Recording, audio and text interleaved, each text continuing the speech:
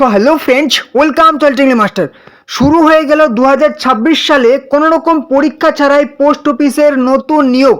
শুধুমাত্র মাধ্যমিক পাস যোগ্যতায় পোস্ট অফিসে পুরোপুরি ভারত সরকারের পার্মানেন্ট চাকরির আবেদন প্রক্রিয়া কিন্তু শুরু হয়ে গেছে।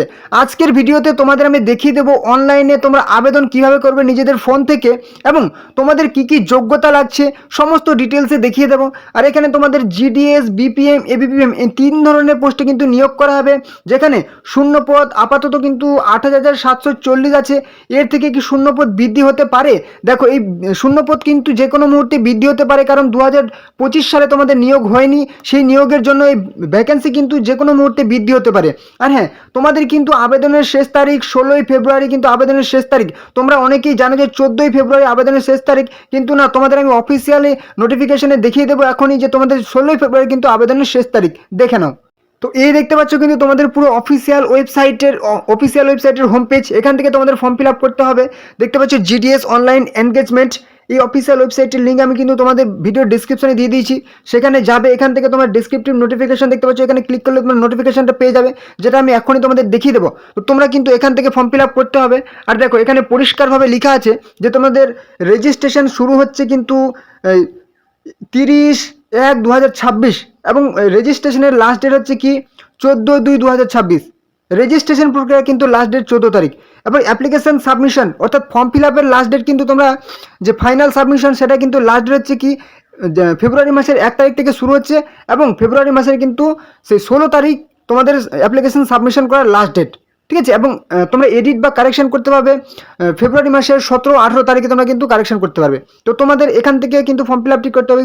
Click here to register and apply, এখানে ক্লিক করলে তোমার সামনে কিন্তু একটা নতুন পেজ ওপেন হয়ে যাবে রেজিস্ট্রেশন করার। ঠিক আছে, তো তোমাদের আমি রেজিস্ট্রেশনটা একদম শেষে দেখাবো ভিডিওর। তোমাদের আমি আগে দেখিয়ে দিই যে কী কী তোমাদের যোগ্যতা লাগছে, মাধ্যমিক পাস, এবং সমস্ত ডিটেলস আগে দেখিয়ে দেবো। ঠিক আছে, কীভাবে তোমরা কী কী যোগ্যতা লাগছে আগে ডিটেলস দেখিয়ে দেবো, তারপর তোমাদের ফর্ম ফিল আপ প্রসেসটা আমি ভিডিওর শেষে দেখিয়ে দেবো। ওকে। আর হ্যাঁ, তোমরা চ্যানেলে যারা নতুন আছো অবশ্যই চ্যানেলকে সাবস্ক্রাইব করো, তাহলে সমস্ত রকম গুরুত্বপূর্ণ চাকরির আপডেট তোমরা এই চ্যানেলে পেয়ে যাবে। অবশ্যই চ্যানেলকে সাবস্ক্রাইব করো। ভিডিওটি ভালো লাগলে অবশ্যই লাইক করবে, কমেন্ট করবে কোনো রকম সমস্যা হলে, এবং অবশ্যই ভিডিওটি তোমাদের বন্ধুদের সাথে শেয়ার করে দাও। ঠিক আছে, তো চলো দেখে নেবো তোমাদের সমস্ত রকম ডিটেলস, তারপর ফর্ম ফিল আপ। ওকে। তো এই কিন্তু আমি ডেসক্রিপটিভ নোটিফিকেশনটা ডাউনলোড করে নিচ্ছি, তোমাদের বললাম যেখান থেকে ডাউনলোড করে নেবে তোমরাও। 28 জানুয়ারি 2026, শিডিউল 1 জানুয়ারি 2026-এর কিন্তু তোমাদের এটা ফর্ম ফিল আপ। কারণ বছরে 2বার হয়, দেখা যায় এবছর জুন জুলাই হয় কি হয় না, গত বছর হয়নি। দেখো, তোমাদের এখানে পরিষ্কার লেখা আছে ওয়ান টাইম রেজিস্ট্রেশন, অর্থাৎ জানুয়ারি 31 তারিখে তোমাদের রেজিস্ট্রেশন শুরু হচ্ছে, এবং সেই ফেব্রুয়ারি 14 তারিখ রেজিস্ট্রেশন চলবে।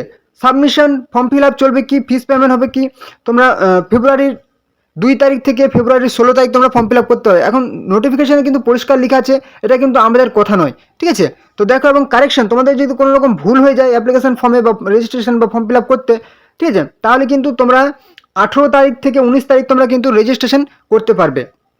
নোটিফিকেশানটা আমি একটু তাড়াতাড়ি দেখানোর চেষ্টা করবো, নাহলে ভিডিওটা অনেক লেন্দি হয়ে যাবে। একদম নিচে চলে আসবো, গুরুত্বপূর্ণ পয়েন্টগুলি তোমাদের সামনে তুলে ধরবো। ইমোলমেন্টস অ্যান্ড অ্যালাউন্সেস, তোমাদের স্যালারি কত। এখানে যারা বিপিএম পোস্টে সিলেক্ট হবে তাদের কিন্তু 12,000 থেকে 29,380 স্যালারি হবে। আর হ্যাঁ, তোমাদের স্যালারিটা কিন্তু এখানে 20 থেকে 25,000 শুরুতেই হয়, যেহেতু শুধুমাত্র মাধ্যমিক পাস যোগ্যতার চাকরি। ঠিক আছে, ভারত সরকারের পার্মানেন্ট। ঠিক আছে, কোনো রকম পরীক্ষা দিতে হয় না, এটা কিন্তু একটু নিম্ন বেতনের চাকরি, কিন্তু পার্মানেন্ট চাকরি। হ্যাঁ, বছর বেতন বৃদ্ধি হতেই থাকবে। আর তোমাদের 5 থেকে 10 বছর চাকরি করলে কিন্তু তখন তোমাদের স্যালারিটা 35 থেকে 40,000 স্যালারি হয়ে যায়। ঠিক আছে, তোমরা গুগলে সার্চ করে না হয় দেখে নেবে, কিংবা তোমরা যাদের সিনিয়র যদি কেউ পরিচিত থাকে অবশ্যই তাকে জিজ্ঞেস করে নেবে। এবং এবিপিএন ডাক সেবকের ক্ষেত্রে তোমাদের 10,000 থেকে 24,470 স্যালারি হবে।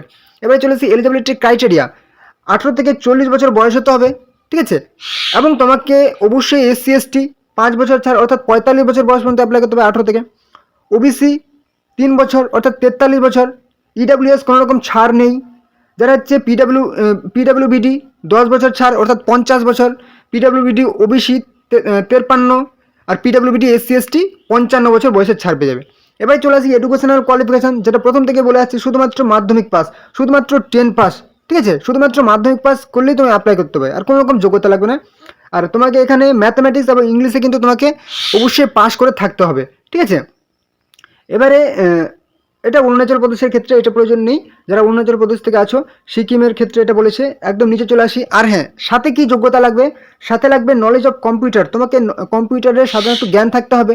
দেখো, কোনো রকম সার্টিফিকেট কিন্তু এখানে লাগবে না, শুধুমাত্র জ্ঞান থাকলেই হবে। তুমি কম্পিউটারকে চালাতে জানলেই হবে। আর তুমি যদি চেষ্টা করো 7 দিনে কোথাও গাইড নাও, শিখে যাবে কম্পিউটার সামনে থাকলে। এবারে যে নলেজ অফ সাইক্লিং, তোমাকে সাইকেল চালাতে জানতে হবে। যদি না জানো 2 থেকে 3 দিন চেষ্টা করো, শিখে যাবে। কারণ চিঠিপত্র বিলি করার ব্যাপার আছে। অ্যাডিকুয়েট মিনস অফ লাইভলিহুড, তোমাকে কিন্তু ভারতের স্থানীয় বাসিন্দা হতে হবে, ঠিক আছে। এবং তোমাকে যেখানকার, তুমি কিন্তু ওয়েস্ট বেঙ্গল থেকে ত্রিপুরা, ত্রিপুরা থেকে আসাম, আসাম থেকে ওয়েস্ট বেঙ্গল অ্যাপ্লাই করতে পারো, কিন্তু তোমাকে স্থানীয় লোকাল ভাষা জানতে হবে, ঠিক আছে। এবার অনেকে বলে যে দাদা আমরা ওয়েস্ট বেঙ্গল থেকে আসামে কাট অফ একটু কম যায়, তাহলে কি আসামে অ্যাপ্লাই করতে পারবো? অ্যাপ্লাই অবশ্যই করতে পারবে, কিন্তু আসামের ভাষাটা অন্য হয়ে যাচ্ছে, ঠিক আছে। আসামের ভাষা কিন্তু তোমার আসামিজ হয়ে যাচ্ছে। কিন্তু তোমাদের আসামের কিন্তু 3টা জেলা আছে যেখানে বাংলা ভাষা, তোমাদের আমি এখনই দেখিয়ে দেবো, সেখানে তোমরা অ্যাপ্লাই করতে পারো। এবারে তোমাদের কোনো রকম পরীক্ষা হবে না এখানে, কিন্তু তোমাদের ডকুমেন্ট ভেরিফিকেশন হবে। ডকুমেন্টের সময় কোন কোন ডকুমেন্টসগুলো তোমরা সাথে নেবে? মার্কশিট, তুমি মাধ্যমিকের যোগ্যতা অ্যাপ্লাই করছো, মাধ্যমিকের মার্কশিট, আইডেন্টিটি প্রুফ, আধার কার্ড, ভোটার কার্ড অরিজিনাল সাথে নিয়ে যাবে যেদিন ডকুমেন্ট ভেরিফিকেশন হবে। সাথে কিন্তু তোমাকে কিন্তু অবশ্যই সেলফ অ্যাটেস্টেড করে জেরক্স করে নিয়ে যেতে হবে। অরিজিনাল সাথে জেরক্স করে কিন্তু 2 শেড বলে দিয়েছে, হ্যাঁ, 2টো করে শেড নিয়ে যেতে হবে, মানে 2টো করে জেরক্স নিয়ে যাবে, সাথে একটা করে অরিজিনাল কিন্তু নিয়ে যাবে। এবার কাস্ট সার্টিফিকেট, যে কোনো কাস্টের আন্ডারে হও, তুমি যদি পিডাব্লিউ হও সেই সার্টিফিকেট লাগবে, না হলে লাগবে না। ইডাব্লিউএস হলে সেই সার্টিফিকেট লাগবে, না হলে লাগবে না। ট্রান্সজেন্ডার হলে সেই সার্টিফিকেট লাগবে, না হলে লাগবে না। বার্থ প্রুফ হিসাবে তুমি মাধ্যমিকের অ্যাডমিট দিতে পারো, কিংবা তোমার সেই বার্থ সার্টিফিকেট দিতে পারো। এবার তোমাকে একটা অবশ্যই মেডিকেল সার্টিফিকেট নিয়ে যেতে হবে, গভর্নমেন্ট হসপিটাল কিংবা government dispensaries, government primary health centre থেকে তুমি কিন্তু সেই সার্টিফিকেটটা নিয়ে যাবে যে তুমি ফিজিক্যালি ফিট আছো। আর এটা হচ্ছে কি, অরুণাচল প্রদেশের ক্ষেত্রে এটা তোমাদের লাগবে না, অরুণাচল, সিকিম, গোয়া। এবার কি বলেছে, এবারে নিচে চলে আসি। খুবই গুরুত্বপূর্ণ এখানে পয়েন্টগুলি তুলে ধরবো। ভিডিওটি খুবই গুরুত্বপূর্ণ হতে চলেছে, ঠিক আছে। অবশ্যই ভিডিওটি শেষ পর্যন্ত দেখতে থাকো। এখানে তোমাদের শেষে আমি দেখিয়ে দেবো যে তোমরা ফর্ম ফিল আপটা কীভাবে করবে, সেটাও কিন্তু আমি দেখিয়ে দেবো। তোমাদের কী কী সব লাগবে, মোবাইল নাম্বার লাগবে, অবশ্যই রেডি করে রাখো মোবাইল নাম্বার, ইমেল আইডি, ঠিক আছে। যেখানে তোমাদের ওটিপি যাবে কিন্তু, ওকে। 1 টাইম রেজিস্ট্রেশন করার জন্য 1 টাইম পাসওয়ার্ড যাবে। এবার part 2 form fill up details. তোমাদের আমি অ্যাপ্লিকেশন ফিটা দেখে নাও। অ্যাপ্লিকেশন ফি হচ্ছে 100 টাকা করে লাগবে, শুধুমাত্র জেনারেল ওবিসিদের জন্য, মেল পুরুষদের জন্য, ঠিক আছে। এবার লাগবে না কাদের সেটা দেখে নাও। যারা হচ্ছে এসসি এসটি পুরুষ মহিলা লাগবে না, পিডাব্লিউডি লাগবে না, মহিলা ক্যান্ডিডেট তুমি যে কোনো কাস্টের আন্ডার হও তাদেরও লাগবে না, ট্রান্সজেন্ডার ট্রান্স উইমেন তাদেরও লাগবে না, ঠিক আছে। শুধুমাত্র জেনারেল ওবিসি এবং জেনারেল ওবিসি এবং জেনারেল এবং ওবিসি পুরুষদের লাগবে 100 টাকা করে, ওকে। এবার তোমার সেই ফটোগ্রাফ কীরকম লাগবে সাইজ দেখে নাও। জেপিজি বা জেপিজি ফরম্যাটে 30 থেকে 50 কেবির মধ্যে ফটো, এবং কি সাইজ পিক্সেল দেখে নাও, সেই অ্যাসপেক্ট রেশিওটাও দেখে নাও। সিগনেচার লাগবে, ব্যাকগ্রাউন্ড বলে দিয়েছে, ব্যাকগ্রাউন্ড প্লেইন হোয়াইট কালার, ঠিক আছে, লাইট ওর হোয়াইট কালার। সিগনেচারের কত কেবি, 20 থেকে 100 কেবির মধ্যে, ঠিক আছে। এবারে তোমাদের আমি যেটা দেখাতে চাইছি যে তোমাদের আসাম থেকে, এই যে দেখে নাও আসামে তোমরা ওয়েস্ট বেঙ্গল কিংবা ত্রিপুরা থেকে যদি অ্যাপ্লাই করো, যদি কাট অফ সেখানে কম যায়, তাহলে দেখে নাও। এই যে দেখো বাংলা ভাষা কোথায় আছে আসামের, প্রথমে বলে দিই যে বিভিন্ন রাজ্যগুলি এক একটা সাধারণত সার্কেল ধরা হয়, আবার বেশ কয়েকটা রাজ্য নিয়েও কিন্তু একটা সার্কেল হয়, ঠিক আছে। তো একটা সার্কেলের মধ্যে কোন কোন রাজ্য পড়ছে এখানে উল্লেখ করা হয়েছে, রাজ্য বা কেন্দ্রশাসিত অঞ্চল, এবং সেই স্থানীয় লোকাল ভাষা কি তোমাকে জানতে হবে সেটা তুমি দেখে নাও। আসামে যদি অ্যাপ্লাই করো, তাহলে সাধারণত তুমি আসামের এই সমস্ত জেলাগুলিতে অ্যাপ্লাই করতে হবে যেখানে আসাম ভাষা, আসামিজ ভাষা। এবার 3 district of Barak valley, Barak ভ্যালির 3টা রাজ্য, ঠিক আছে। বারাক ভ্যালির 3টা রাজ্যে তোমার কিন্তু বাংলা ভাষা, সেখানে তোমরা ওয়েস্ট বেঙ্গল ত্রিপুরা থেকে অ্যাপ্লাই করতে পারো।